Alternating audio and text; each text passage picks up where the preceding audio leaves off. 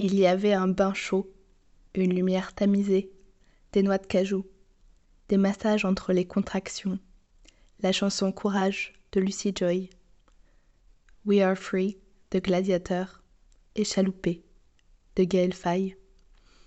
Et puis, il y a eu la chanson Respira de Natalia Doko, et c'est là que j'ai respiré à plein poumon. Reconnectée à mon instinct, je me suis abandonnée à l'intensité de la douleur, abandonnée à ma peur de l'inconnu, abandonnée à la puissance de la vie. Tout s'est enchaîné, les grognements, mon instinct animal, bestial, sauvage, indomptable, mes vibrations, mes cris, le vomi, les selles, mon corps qui se vidait brutalement, mon col qui se dilatait rapidement. C'était tellement intense. J'étais transcendée, et pourtant j'étais plus moi que moi, connectée au divin, au féminin sacré, à toute ma puissance. Quelques minutes et une frayeur plus tard, un petit garçon a traversé mon vagin brûlant de mille feux. Cet accouchement physiologique, avec tous ses rebondissements et cette fin en salle d'accouchement, restera à jamais une expérience profondément féministe. Ma danse des sorcières, de l'eau, du feu, de l'air et de la terre. Nos corps de femmes sont incroyables, et j'aurais aimé qu'on me le dise plus souvent. J'ai si souvent entendu que nous étions le sexe faible, pleurer comme une fille, et tout un vocabulaire décrédibilisant autour des expériences de femmes.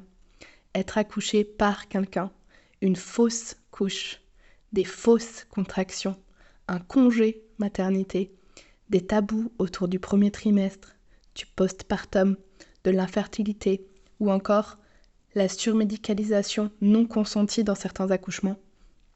Bien sûr que c'est une chance de pouvoir faire appel à la médecine, mais que cela ne se fasse pas au détriment du pouvoir des femmes de choisir et de mettre au monde leur enfant dans la confiance, l'écoute et le respect de leur corps.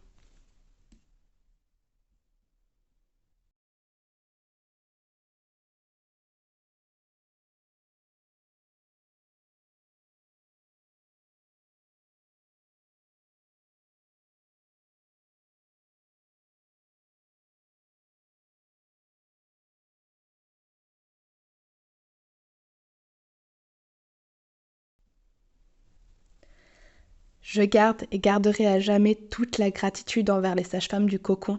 Vous êtes incroyablement inspirantes, des guerrières du vivant. Merci de m'avoir donné tant de force tout au long de ce chemin.